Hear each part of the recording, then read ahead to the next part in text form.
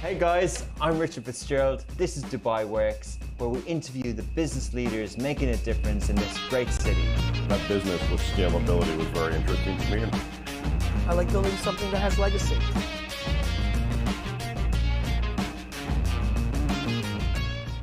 Good morning and welcome back to another episode of Dubai Works Business Podcast. This week we have a very special guest, part of Dubai's entrepreneur and F&B industry, Matt Toogood. He is the co-founder of Raw Coffee.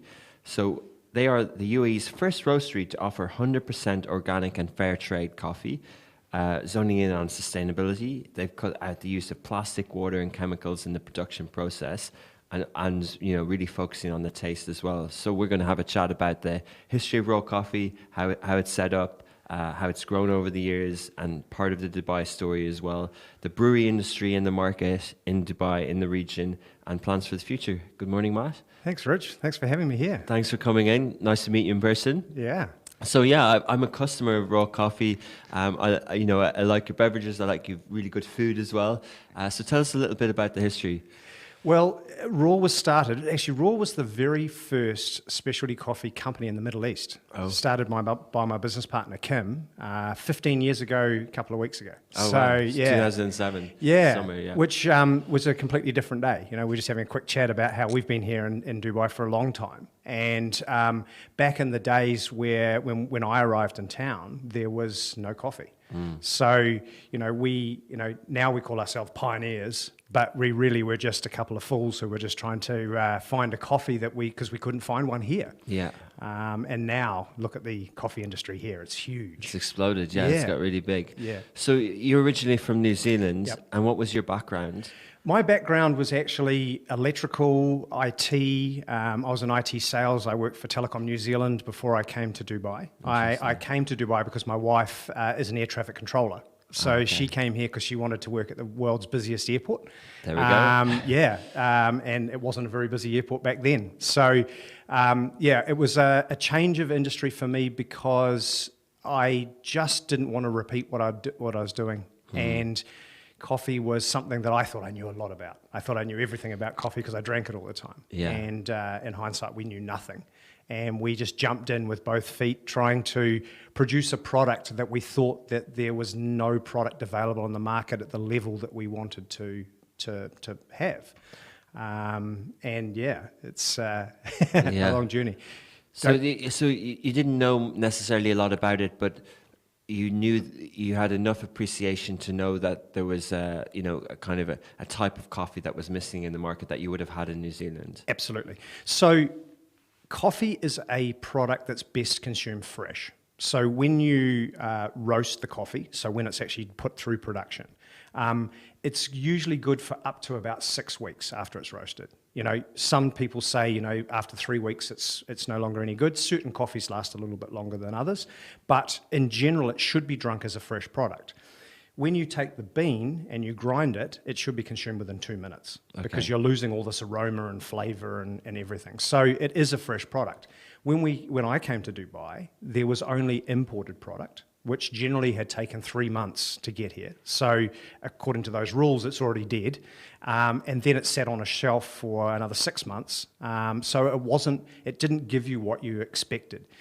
In New Zealand, there was a roastery every 300 feet and a coffee shop every 50 feet. And New Zealand's culture is very much about going for short visits to a cafe 3 or 4 times a day.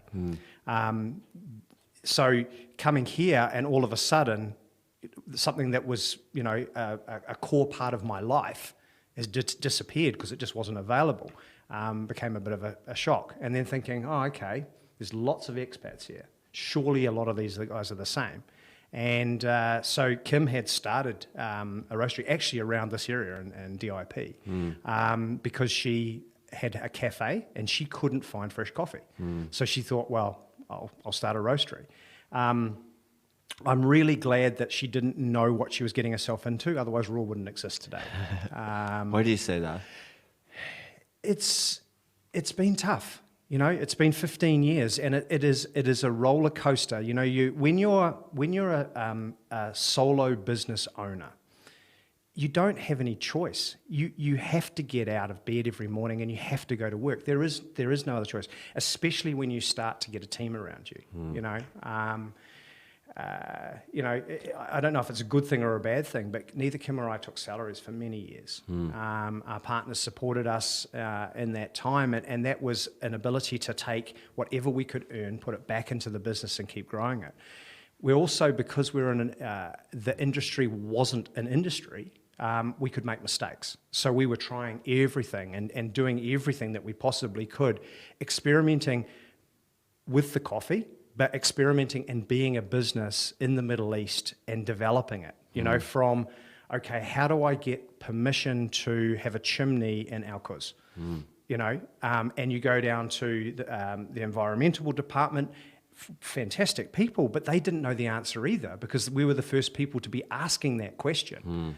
Back in those days... And you need a chimney to roast. To roast the coffee, yeah. And of course, what was the impact on the environment when you roast coffee? What is the carbon emissions? So, we'd go and tap into people in Europe and find out, to get emissions reports. And, now, today, I have an emissions inspector who comes every 6 months and checks our emissions. So, the transition has been amazing. I don't know if I would do it again now. I loved what we did back then because it was all about, okay, what if we do this? That didn't work. Okay, what if we do that? Okay, that works. People like that. So, and Dubai back then was much, much more of a community feel because a coffee cafe or a coffee shop was the place that you shared information. Where do I go to get this? What do I do to get this? We didn't have the internet in its form now that you could just Google it and say this. We didn't have Amazon that you could just push a button and get something here. I remember we built our second roastery and I called my father-in-law in Canada and asked him to send me 5 kilos of screws because I couldn't buy screws. Wow. It's from a business perspective, it was fantastic to have that opportunity to have a fresh pasture, a green field. But at the same time, it meant that our business grew very, very organically because it was, you were basically, our competitor was Starbucks, and we thought we had a better product. We liked our product more than Starbucks' product ourselves. So we'd go out and anybody that we could put a coffee into their hand, that would do. So we go to school fairs, markets, anything we can do to say, hey, try our product because we think it's better. And luckily, people went, yes, it is. This is what we like. Yeah. So what is Raw today? Because people will have been to your place and they'll also have seen your packets of beans and purchased it in many different cafes around Dubai. So are you a roastery and what is the business today? We're a solution company. Okay. Coffee is what we do. Coffee and now beverages. So it's more cafe beverages. But we are primarily now a solution company. So we go in and we solve business owners' problems by providing solutions, and that revolves around a beverage that they typically sell to a customer, which is more back in my field, right? Yeah. So I used to be an IT solutions specialist, and so having that mentality of what is the business problem that I'm going to solve for my customer is what I love doing. We just happen to use coffee as a medium. And you have 2 roasteries in UAE? We have one roastery in Alcuz. Yeah. And it's a funny thing. Coffee roasting doesn't actually require a huge amount of equipment. It doesn't actually require a huge amount of space. Where you store your green bean, your raw ingredient, is where you need to have the space. But the actual production and stuff is actually quite simplistic. Is it labor intensive? No, it's not.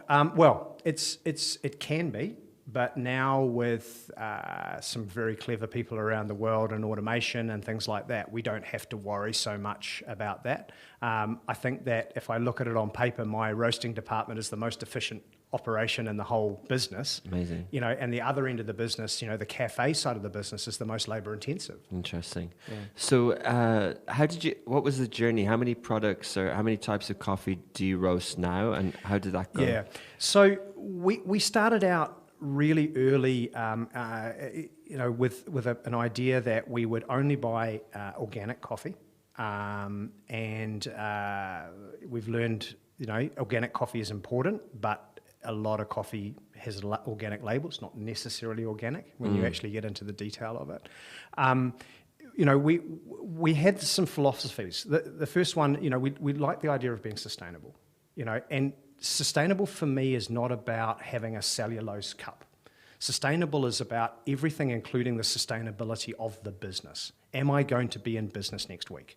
Right? So the first thing we, in this region, which was fantastic, is that we just imparted, our natural New Zealand beliefs of, looking after the environment, looking after your people, looking after your customers. And I think that resonated. We have always, from the first day, been a value add company. Everything that we deal in, I want to add some value to that. I don't want to trade it. I don't want to just buy and sell the same product. And, so for example, we sell a lot of equipment, domestic equipment from Italy, very high-end espresso machines that you can use in your home and things like that. But just giving somebody a machine without actually giving them the training, means that the product that they'll produce won't be as good as it possibly can be. Yeah. Exactly the same as being a coffee supplier. When I say we're a solutions company, I say to customers that the coffee is the fifth or sixth thing that we should discuss. The first thing we need to discuss is your location and what's your business plan? How are you going to be successful as a business? How are you going to be different than the other 3,500 cafes? What's going to attract your customer in? What is your offering? Because the coffee will be one thing, but that's not going to be your sustainable measure in the business. The consumer is not coming just because you have, a single origin Ethiopian 90 score coffee. They might enjoy that, but the reason they're coming there is because you have a business and the way you treat your people and the environment that it is and all the other things about it. So when we looked at that, we thought that initially we would just be supplying residential households, expats, people who had had Western-style espresso-based coffee initially.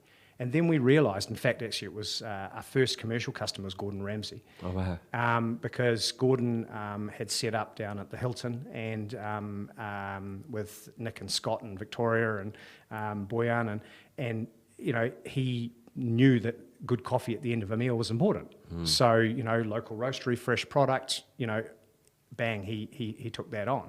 And then all of a sudden, all the other cafes started calling us up. And, it became a kind of a bit of a standing thing that people say, you guys are everywhere. It wasn't that we were everywhere. It's just that we had a product that suited what people wanted in their cafes. Yeah. And it was quite visible, quite distinctive branding and... Yeah. I mean, you go back and you look at Lime Tree. I remember the first week I arrived in Dubai, nearly 14 years ago, and going onto Beach Road and going to a Lime Tree. And I walked in there and I went, this is like Ponsonby Road in Auckland. This is a cafe in Auckland. I don't want this. I'm in the Middle East now. I want an Arabic thing. Yeah. But what Lime Tree did was groundbreaking. They really introduced a different style of cafe. And then the next big wave was Tom and Serge. And Tom's from Melbourne. He knew the coffee scene. So all of us were not actually necessarily creating anything new. What we were doing is taking from what we knew from our home countries, and then adapting that to the Middle Eastern market. Yeah, interesting. But at the moment, like if I'm a commercial or an individual customer, you have quite an array of selection. The menu, as you said, people need to be explained. But if I'm picking a coffee, I've got a lot of choice of different beans.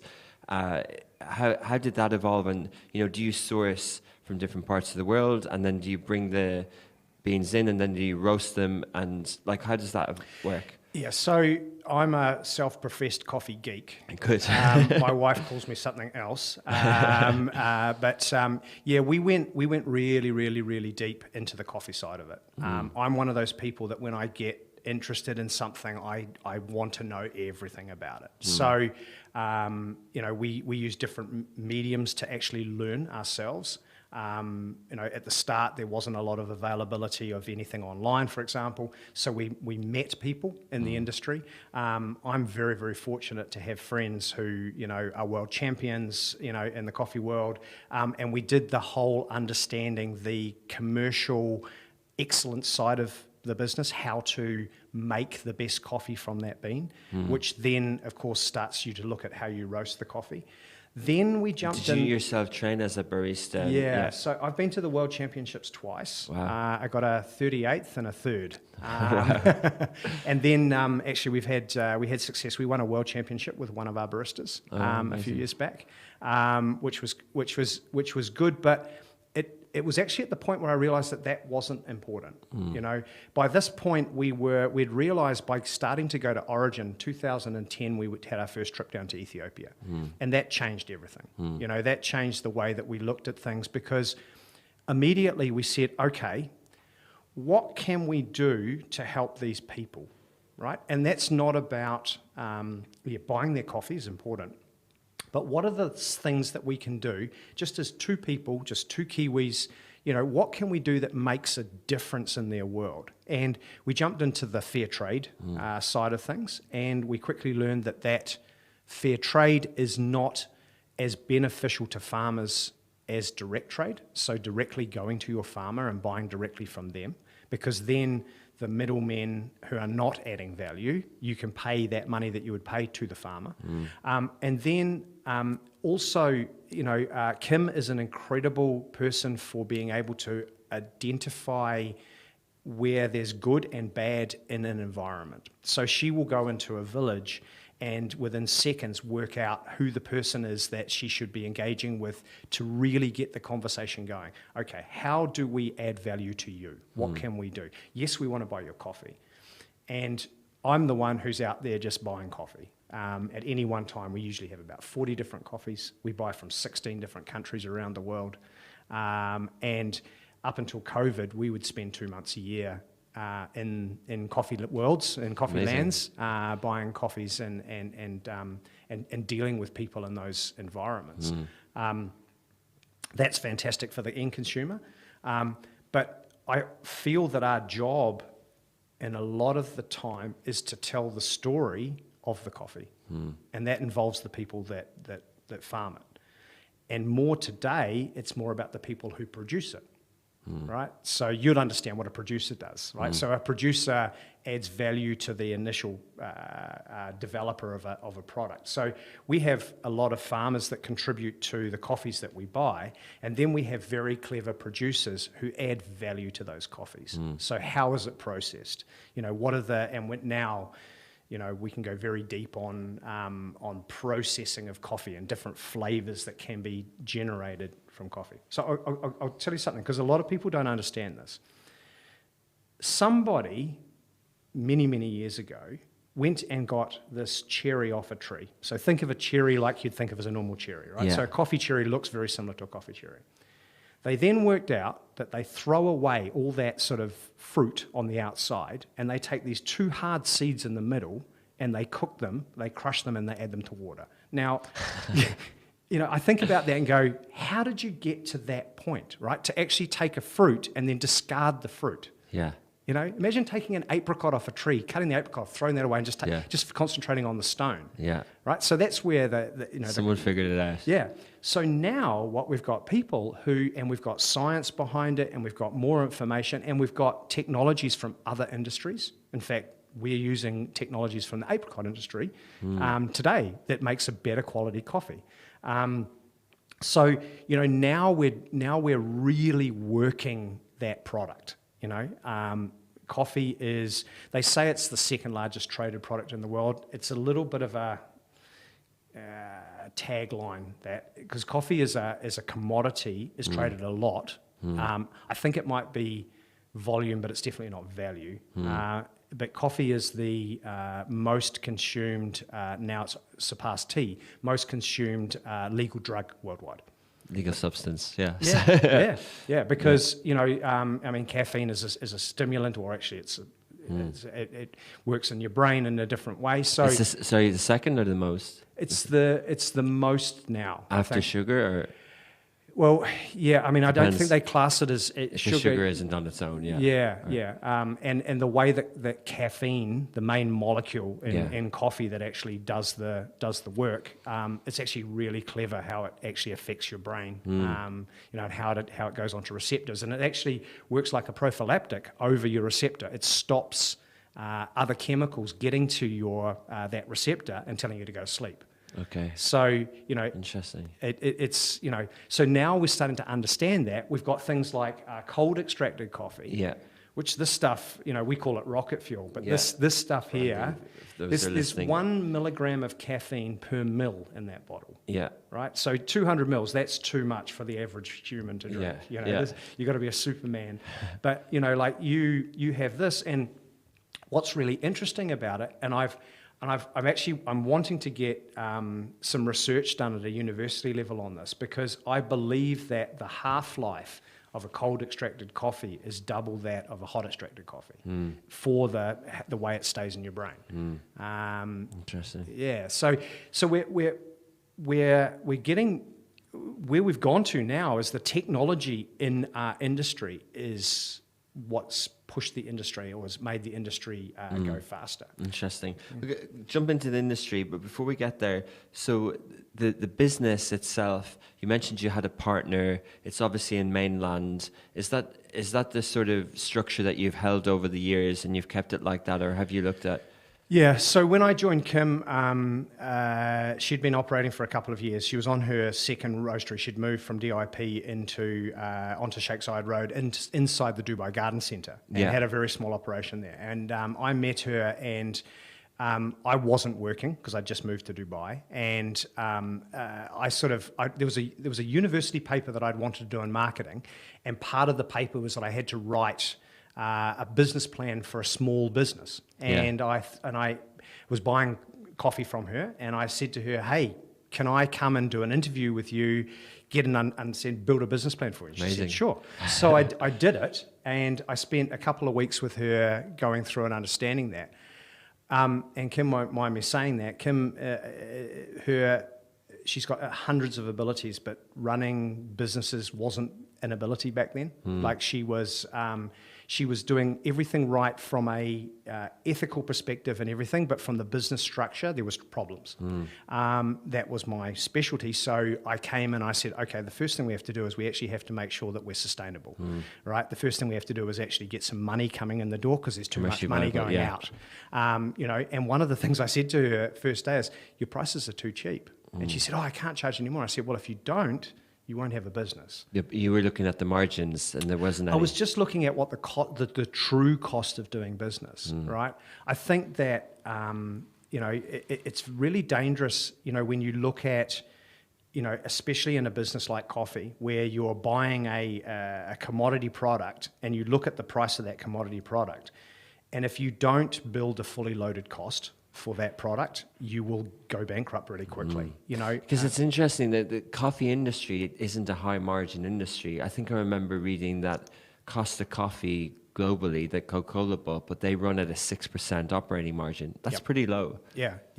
So you really need to be on top of your margins and your costs. It is a volume game, right? So the coffee business really is a volume game. And, here we have a different way that people consume.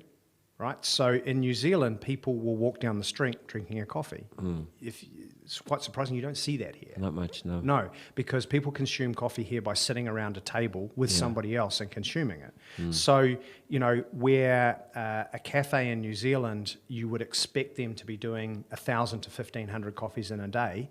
Here, a cafe doing more than 500 cups is a high volume cafe. Interesting. So, that's why the price of a cup of coffee is more expensive here, because we don't sell as many cups by a factor of nearly 3 to other places, even to London, right?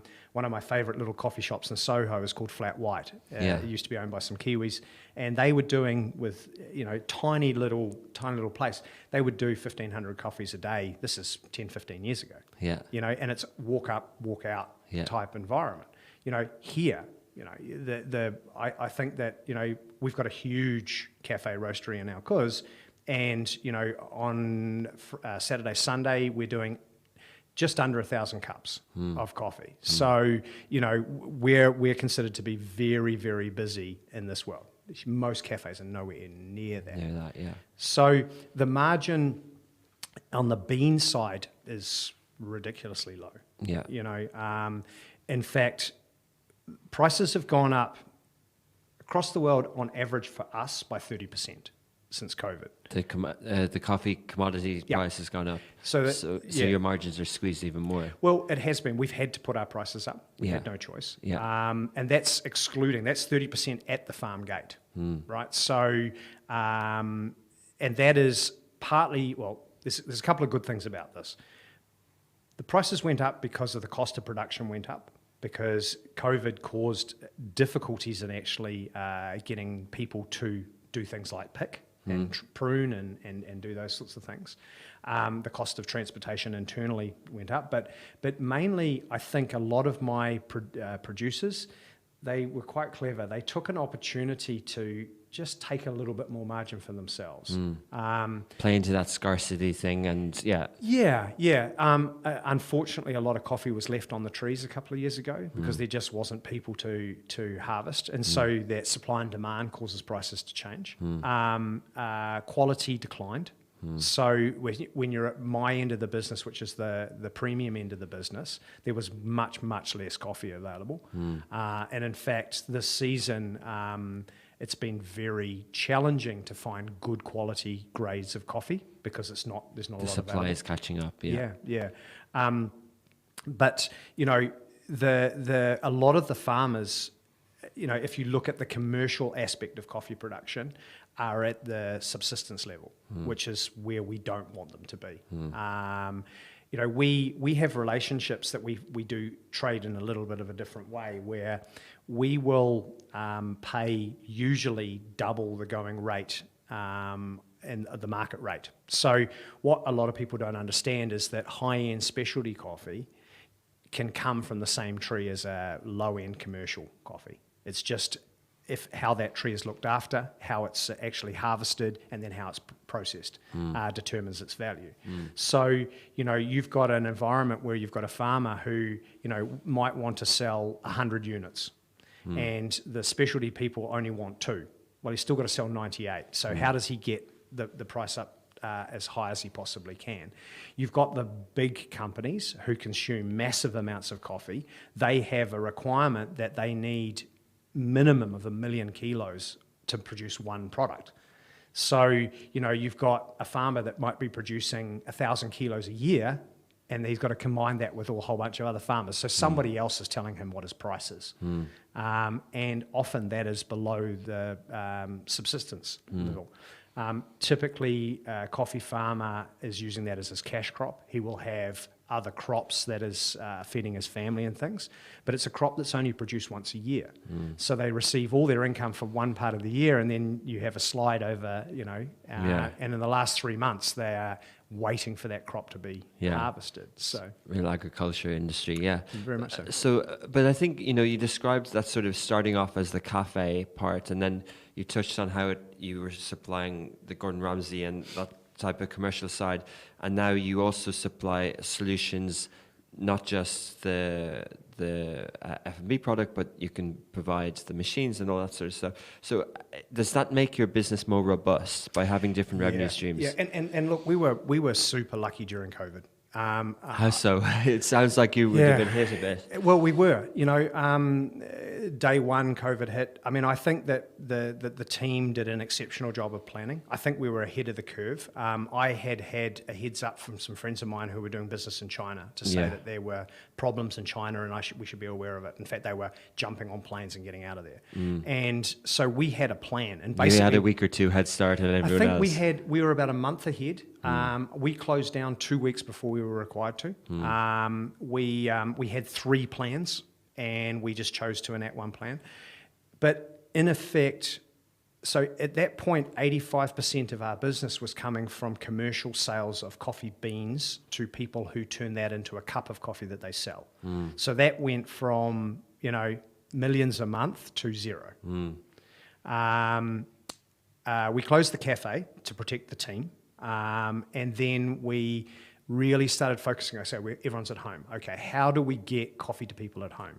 Right? How do we get equipment so they can actually make their own coffee at home? And I think in that 4-month period, I think we were selling over 100 coffee machines a month, like 3 coffee machines a day. And these are expensive coffee machines. We're talking $6,000-$7,000 coffee machines. So I don't really like the word pivot, but we changed our focus to who can we get cups of coffee at home to. I got onto radio, I got onto doing a whole bunch of stuff saying, we can help you brew coffee at home. The cool thing, apart from all the negative that happened with COVID, is that the consumer's understanding of quality improved dramatically over that period because people are stuck at home, they have to make their own coffee. Yeah. And all of a sudden they're going, oh, hold on, I've got more time. What do I do to make this cup of coffee better? We were doing Zoom training, Okay. which, sounds bizarre, but because we know our product, we can tell a customer, okay, so if you change this, it's going to change the flavor. And this is how the grind size or the amount that you put in there or the water temperature or the method that you're using can actually dramatically change the flavor. So we lost all our commercial business. We brought in a bunch of our at-risk team and set up bunk beds in the boardroom to give them a place to actually stay. And then we just focused on that home delivery. And I think we went from doing on average 50 deliveries a day up to one point doing 600 deliveries a day. Wow. And deliveries of coffee or bags of coffee. Yeah.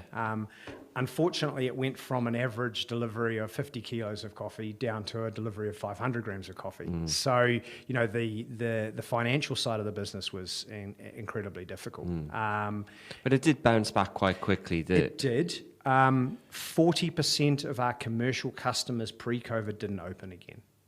That's a big number. It's a big number. Yeah.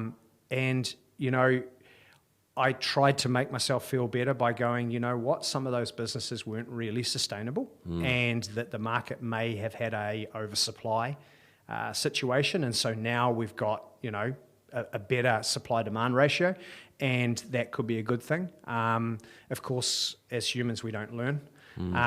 We immediately tried to fill all those holes that were left by exiting businesses by opening new branches. We did it ourselves. So now we're back to there's an oversupply situation. We quickly go, yeah. We do, it's our human nature. But, I think that we were incredibly lucky because we had reserves. We had reserves of coffee stock. I actually had containers of coffee on the water. And some of my competitors ran out of coffee, because they couldn't get it. Timing worked out that you had the stock. Yeah, it was had good. The stock, and I had cash in the bank. So and yeah, you were 13 years into the business. Yeah. It might have been different. Well, you came through originally raw at the start. There was the global economic crisis in 2008 onwards, but you're more robust as a business. You've got different revenue streams. Yeah. And what saved the business, to be honest, was the cafe in Alcors. Right, it's a huge space. It's 13,000 square feet. So we were able to socially distance our tables and still have enough tables that it was nearly viable to be running a cafe restaurant. Yeah. So that revenue coming in the door, literally one cup at a time, saved us, and then we're slowly rebuilding back into that now. Yeah. I mean, the losses are huge, to be honest. But I think that as a business, from a business leadership perspective, I've learned a lot more, and I think that I'm probably more aggressive in the way that I approach some of the business. And, I have to be honest, we fired a few customers, where we saw that, so COVID had this thing that the world went into a crisis. So we as humans, we looked after humans, and that lasted for a while. And then when you see that you have a different alignment with your customer, that doesn't necessarily see that it's going to be a positive thing if you don't agree with the same set of values, then we actually exited those relationships. Yeah. because that wasn't going to be a positive thing moving forward. You know? Sounds like you make a lot of decisions that are, to keep things commercially viable, to do things in the best interest of the business and the brand. And like even with the sustainable things that you're doing at the moment, it sounds like you're really in control of the things that you can be in control of. Yeah, so we're just about to, we're doing an update to our packaging, right? And the team have been, pushing, saying, listen, we need to be more sustainable, what can we do? And again, I go back to, what's a sustainable business, right?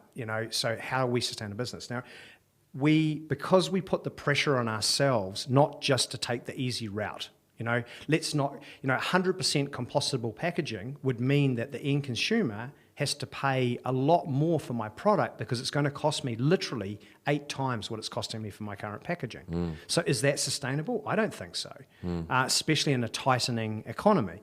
So I'm pushing the team, and we ended up finding a solution where our new packaging is made from recycled milk bottles. Right, so it's recyclable. It's made of PET. It's not compostable, but we don't have a compostable environment here. So even if I had a compostable product, I couldn't take it through its whole cycle. So I think these are the bags that the beans come in. The actual literal bags that the beans go in. And we're talking thousands and thousands of these bags. So we want something to be done with those. We don't want those going into landfill. We want to be able to do something about it. But it's not necessarily the thing that's the top of the Google list that's the best for a business. Sometimes you actually have to challenge yourself, a lot more and say, really, am I doing the right thing? I had a really robust conversation with my finance team the other day, because I don't believe that buying at the lowest cost is good for a business. I think you have to match the cost of the product with the value of that product, So if you've got a better quality, people will pay more for that quality, and the margin, then represents, and you can run a business better. Interesting. So at the moment, mainly how you're being more sustainable is that packaging. And we've got rid of plastic. Originally as well, working with organic farms. Yeah, but another example is my farmers have sustained COVID. They are still there. They're still producing. They're producing better coffee. The coffees that we've got this year are sensational. Okay, good. And it was really hard work. But to me, that's sustainability. You know? So you link, if it's ESG, you link sustainability with not just like the environment, but you link sustainability with sustainable business and providing good products and an ecosystem around the coffee industry. Yep. And we work, we work down to the level. I don't ever want to tell a coffee farmer how to farm their coffee, but I will find an expert that can help them with their soil management. Okay. And then introduce those people together, because I know that at the end of the day, in 2 years' time, the product that I buy from them is going to be better, right? Because it's got the right nutrients, which means that the cherry's grown better and the coffee's going to taste better. Gyanophosphate, Roundup, is insidious through the agricultural industry because it's the easiest way to kill weeds. My coffee producers in Colombia are growing weeds. Right, and then they cut those weeds down when they get to a foot tall. They naturally mulch into the soil, and they don't have to add nitrates. Okay. Right, so there's ways that we can take the sustainability. I'm lucky because I'm not requiring millions and millions of kilos. Right, so I'm not. My coffee farmers can actually act, in smaller lots, and we can see the results of those within a couple of years, if that's thing. But so just, Matt, because I know you're kind of an expert on this stuff, and for people who aren't really in the weeds or in the coffee industry, how would you describe the status quo of the coffee industry in Dubai and the UAE now? You've got the commodity side of it, you've got the DMCC, you've got the international brands. We've heard of stories of PIF looking to invest into Starbucks. You've got the relationship with Costa, with Emirates Leisure. Then you've got a lot of the roasteries, a lot of the funky cool cafes, the homebrew system. You now have startups in coffee, apps, technology, all this sort of stuff. What's the mix at the moment? How do you view it? It was confused. It's now starting to get clarity. I'm going to make a statement that's going to probably bite me. I'm going to have people who are going to ring me up and say, how do you say that? I think that the UAE is very close to surpassing everywhere else in the world from a coffee industry perspective. Now, I'm going to be very careful how I say that. So, for many, many years, Melbourne has been the world leader in coffee because there was a bunch of people who really got into the coffee deeply and understood these little seeds as much as you possibly can. We did it differently in the UAE. We focused on the environment that people go into. So we have more specialty coffee shops here than we do anywhere else in the world per capita. Wow. But the coffee itself, people still need to learn more because not every bean is equal. And not every barista or not every machine that makes coffee is going to be as good as possible. But as an industry, we are just about the world leaders now because of the investment that has happened. You have accountants who are driving a lot of businesses, but now we are having people who are going, actually, you know what? The consumer is prepared to pay for that cup, but they are now demanding a higher value. Right, so if you give me like that frappuccino, I bought in for you. That product, there is no nasties in that. It's got some sugar in it, but there's no chemicals in that whatsoever. It's whole New Zealand milk, that's been made into a base that I've added some coffee to it. Where if we're just looking at chemicals and things, so the consumer themselves is going to drive this industry a lot more. And what's been interesting in the last 6 months, a huge amount of companies that are big companies have contacted us to ask us how they improve the quality of their product, which blew me away. I wasn't expecting that at all. And a lot of the time, it's as simple as improving their logistics so that the coffee gets to the barista faster, it's fresher, and therefore it's a better product. So what we're seeing is a globalization rather than, for example, like you mentioned the PIF with the Saudi Coffee Company. Saudi is going to instigate a requirement that coffee is roasted in Saudi. It's a good plan for the country. And so the likes of, the big boys, the Starbucks and Costas are going to have to find a local roastery.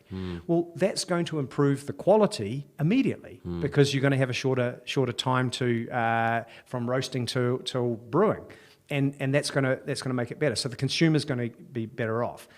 We're moving away. We want less sugar in our diet. We want less fat in our diet. We want to know where our food has come from, right? So the stories that we're now able to tell about that coffee farmer in Colombia and how they have, got rid of using pesticides and herbicides, and so you're not getting that in your cup is a good story that people want to hear. But what do you think, maybe your bold statement won't seem as bold in 10 years' time, and if not, and I agree with you, and many people living here might feel it too, but what do you think UAE and Saudi will be known as? If I say Colombia or Ethiopia and we link coffee, we know something. If we say New York or Melbourne, we think of something else.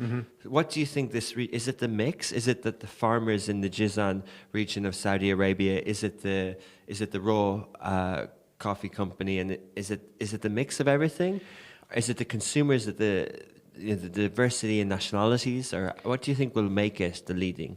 I think what it will be is that, it's not you can buy, if you want to spend the money, you can get the highest quality of anything anywhere in the world today, right? But what's going to make the difference is that if your core base quality is an improved quality, okay, right? That's the fundamental thing. Yeah. Like, so what the PIF is doing in Jizan is an incredible project.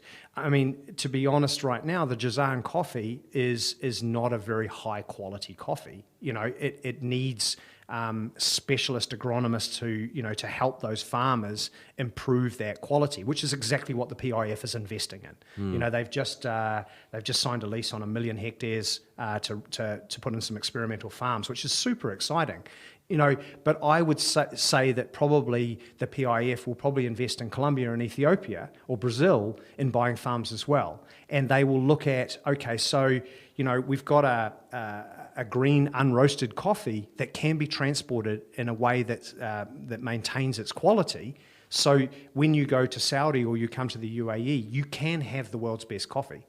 There is the potential because there is enough funding behind it to set up the infrastructure that it's not just one cup.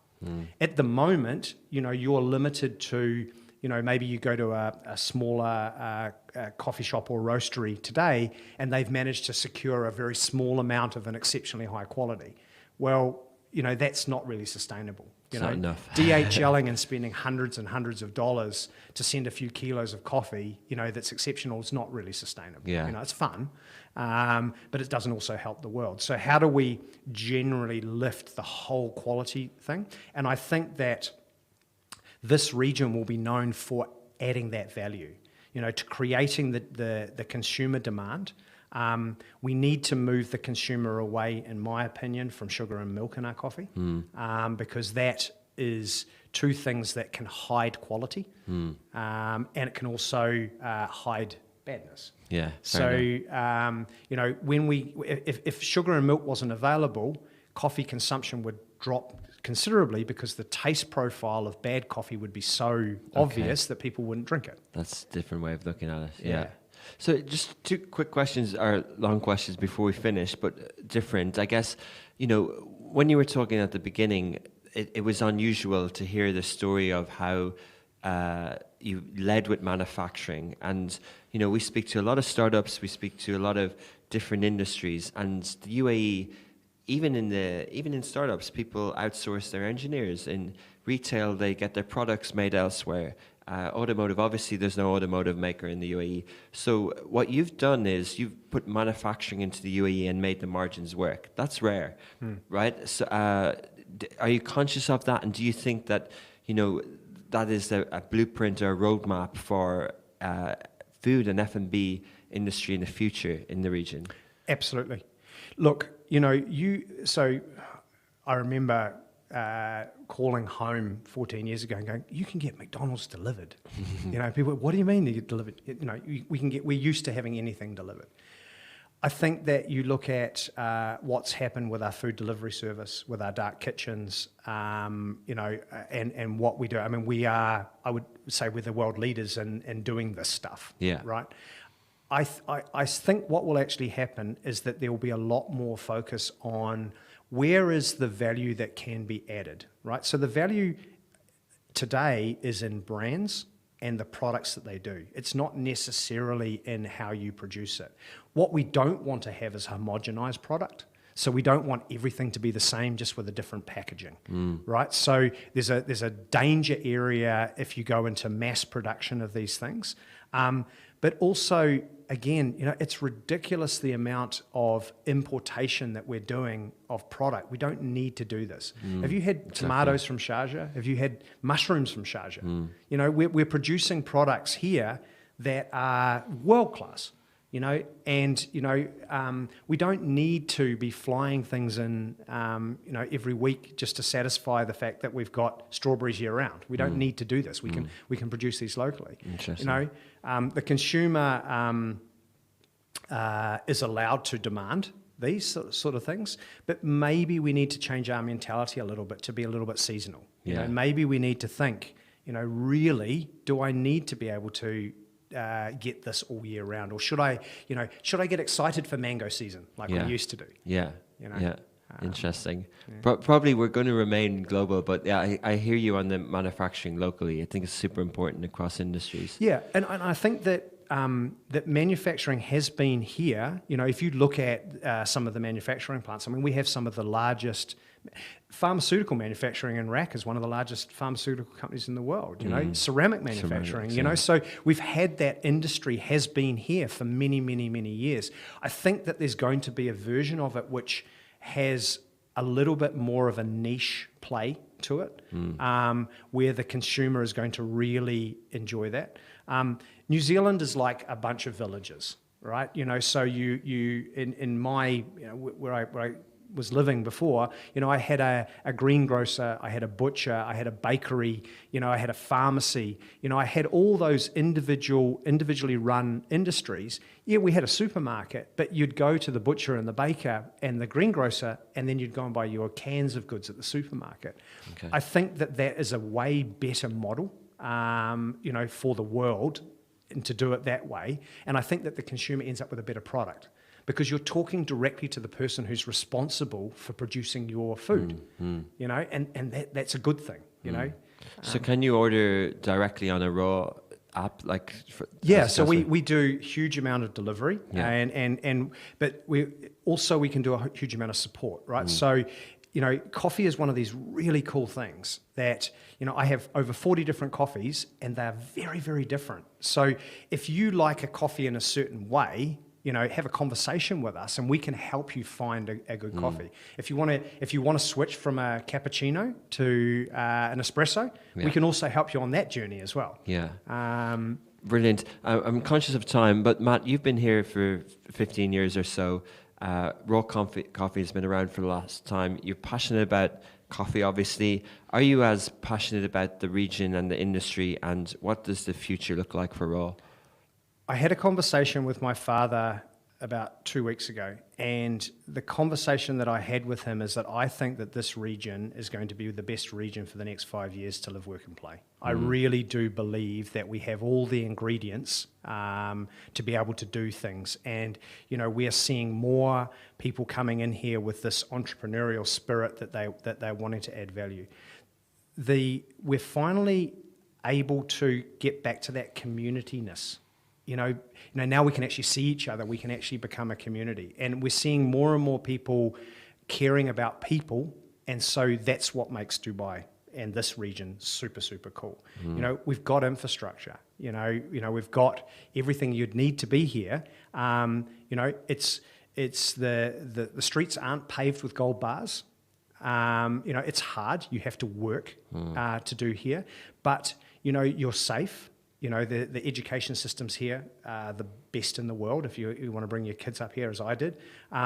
So everything that we've got going on in Dubai and the UAE at the moment is fantastic. And I'm really looking forward to the next 5 years or so. Brilliant. Well, thanks so much for sharing all that. You've really opened our ears and eyes to the coffee industry, and congratulations on what you've achieved with Raw and your business partner. And we'll follow the story in the future. Thank you very much. Thank you. Hey guys, I'm Richard Fitzgerald. This is Dubai Works, where we interview the business leaders making a difference in this great city.